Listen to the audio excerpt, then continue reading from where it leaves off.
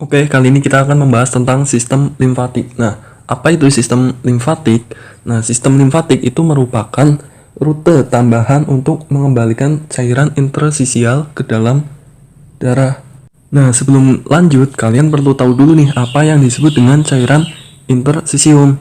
Jadi, di dalam tubuh kita itu terdapat dua jenis cairan, yaitu ada cairan intraseluler sama cairan ekstraseluler. Keduanya itu memiliki perbedaan yang sangat mencolok dalam komposisi cairannya, misal dalam kalium natriumnya, dalam elektrolit-elektrolitnya, kemudian protein-proteinnya itu keduanya ini sangat berbeda, makanya dia dibedakan menjadi dua.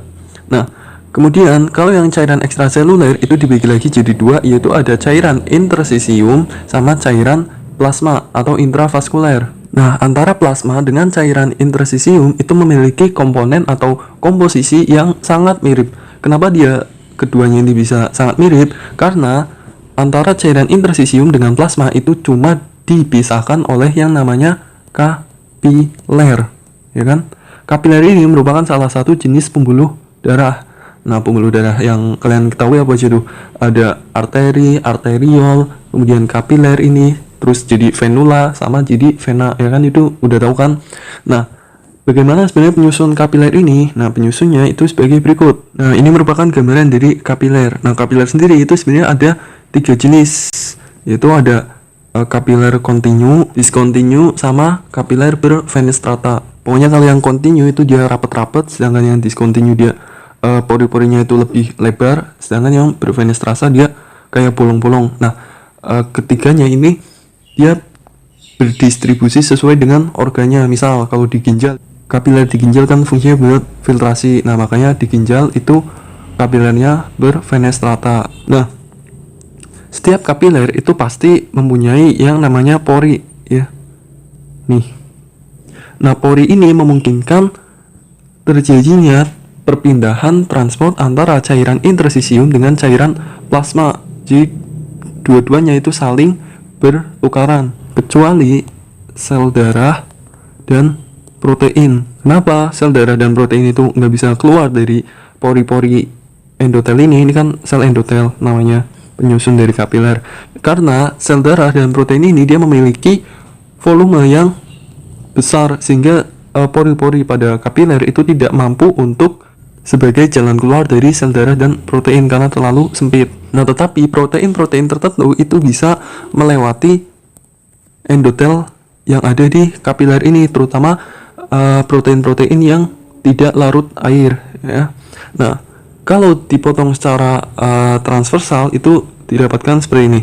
Nah, jadi ini tuh lumen dari kapiler, kemudian di masing-masing tepiannya itu ada semacam pori-pori gini. Nah, pori-pori ini dia berfungsi untuk tempat transport cairan-cairan, ya. Nah, keluarnya cairan dari kapiler itu disebut dengan filtrasi. Nah, apa gunanya filtrasi ini? Ya, gunanya untuk menghantarkan makanan-makanan yang dibutuhkan oleh sel, ya, makanan, nutrisi dan sebagainya itu lewat dari pori-pori ini. Kemudian juga bisa dia menembus sel endotel ini, terutama untuk bahan-bahan yang tidak larut air, karena kan endotel ini tersusun atas membran fosfolipid, ya kan, sama-sama lipid, jadi bisa ditembus gitu. Nah, karena adanya filtrasi ini kan berarti ada suplai cairan yang terus-menerus ke dalam cairan interstisial, ya kan? Nah, kalau gitu dia bakalan menumpuk dong? Enggak. Nah, setelah terjadi filtrasi yang terus-menerus, juga nanti akan ada yang namanya reabsorpsi. Jadi nanti setelah terjadi filtrasi, air-air tersebut sebagian akan dikembalikan ke dalam kapiler gitu. Nah, tetapi laju filtrasi pada kapiler itu lebih tinggi dibanding dengan reabsorpsinya. Oh, gimana tuh maksudnya? Jadi misalkan yang difiltrasi dalam sehari itu ada 20 liter, yang direabsorpsi itu cuma 17 liter dalam sehari. Nah, sisanya gimana? Nah, disinilah peran dari pembuluh limfe. Pembuluh limfe ini nanti akan mengambil sisanya, yaitu sebanyak 3 liter dari totalnya, ya kan? Kan yang keluar 20, yang diserap lagi cuma 17 liter. Nah, yang 3 liter itu kemana? Nah, dia diserap oleh pembuluh limfe. Nah, ini gambarannya. Jadi, dalam sehari rata-rata setiap pembuluh darah yang ada di tubuh kita itu menerima sebanyak 7.200 liter darah per hari. Nah, setiap cairan yang ada di dalam pembuluh darah tersebut itu sebanyak 20 liternya itu akan difiltrasi. Filtrasi menuju ke cairan interstisium. Oke, nah setelah dia itu filtrasi dan diambil nutrisi-nutrisinya, nah akan dikembalikan lagi cairan tersebut, yaitu sebanyak 17 liter. Nah kan nggak adil tuh, berarti masih sisa 3 liter yang ada di cairan interstisium. Nah yang 3 liter ini diambil oleh pembuluh limfe. Nah gambarannya itu seperti ini, jadi ini arteriol, kemudian ini segini itu namanya kapiler. Pada kapiler tadi kan ada filtrasi sama reabsorpsi. Nah jadi sisa-sisa dari cairan yang ada di interstisium tersebut itu akan diambil oleh suatu pembuluh yang ujungnya buntu nih. Ini kan buntu, kalau pembuluh darah kan nggak akan buntu tuh, karena dia langsung bersambungan dengan vena dan arteri. Oke. Nah kalau yang ini buntu, makanya dia disebut pembuluh buntu. Ya. Nah pembuluh buntu ini atau pembuluh limfe ini nanti dia akan menyerap cairan interstisium dan mengalirkannya ke pembuluh limfe. Nah, pembuluh limfe nanti dia akan bergabung antar pembuluh limfe menjadi trunkus limfatikus. Antar trunkus limfatikus kan ada 5 buah di tubuh kita, ya kan?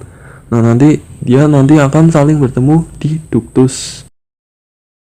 Nah, jadi gimana caranya si pembuluh limfe tersebut menyerap air? Ketika cairan yang berada di interstisium itu menumpuk atau banyak, cairan tersebut itu akan mendorong sehingga masuk ke dalam celah-celah pembuluh limfe. Jadi penyusun dari pembuluh limfe itu saling bertumpukan kayak gini nih.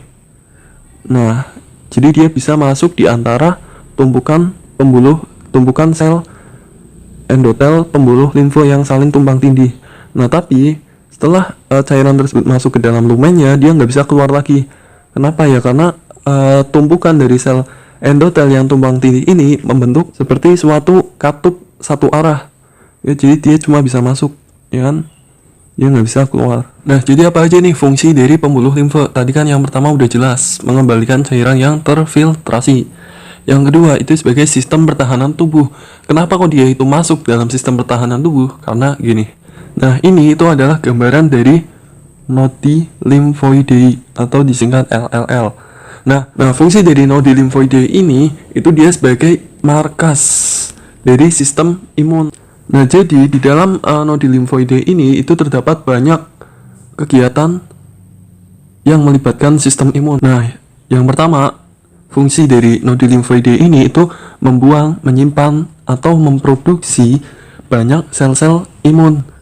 Jadi misal sel-sel imun yang sudah mati, kemudian sel-sel imun yang belum aktif, kemudian sel-sel imun yang akan diaktifasi itu berada pada nodi lymphoidei ini.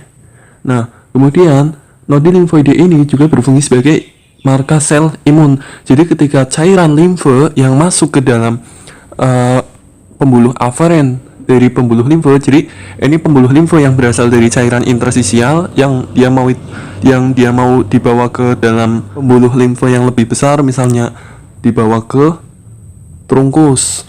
Oh ya, apa yang disebut sebagai cairan limfe? Jadi ketika cairan interstisium itu masuk ke dalam pembuluh limfe, maka dia sudah berganti nama dari cairan interstisial menjadi cairan limfe atau cairan limfatik. Oke. Nah, cairan limfe yang melalui pembuluh aferen limfe masuk ke dalam nodi lymphoidei itu akan diseleksi dulu oleh sel-sel imun.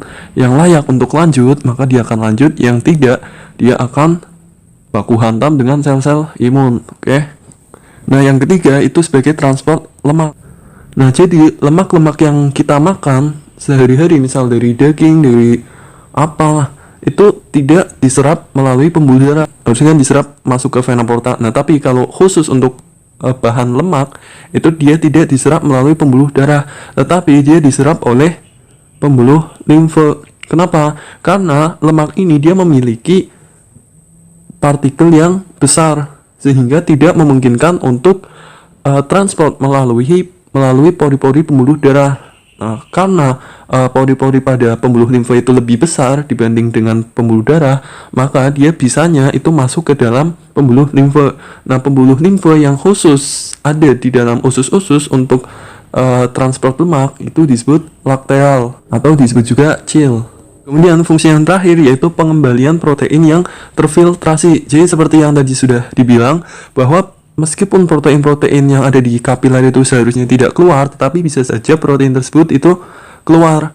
Nah, jika protein tersebut itu menumpuk di dalam cairan interstisial, itu akan berbahaya, bisa mengakibatkan edem. Kenapa? Karena protein ini dia akan meningkatkan tekanan osmotik. Jadi, pokoknya kalau tekanan osmotiknya tinggi, itu berarti cairan tersebut itu lebih kental. Semakin rendah tekanan osmotik, dia semakin cair, oke? Nah, karena di ruang interstisial ini dia banyak protein-protein yang bersifat kental, otomatis dia akan menarik cairan yang ada di kapiler, yang ada di dalam lumen kapiler menuju ke cairan interstisial. Nah, sehingga bisa mengakibatkan edema jika tidak diambil oleh pembuluh limfa. Oke? Nah, kenapa kok dia itu nggak bisa direabsorpsi lagi ke dalam kapiler? Ya tadi, karena pada pori-pori kapiler ini itu relatif sulit untuk dilewati protein. Ya karena struktur protein itu besar, sehingga dia tidak memungkinkan buat masuk, meskipun dia bisa keluar ya. Nah, karena dia nggak bisa masuk, dia memilih jalan yang lebih lebar, yaitu melalui pembuluh limfa.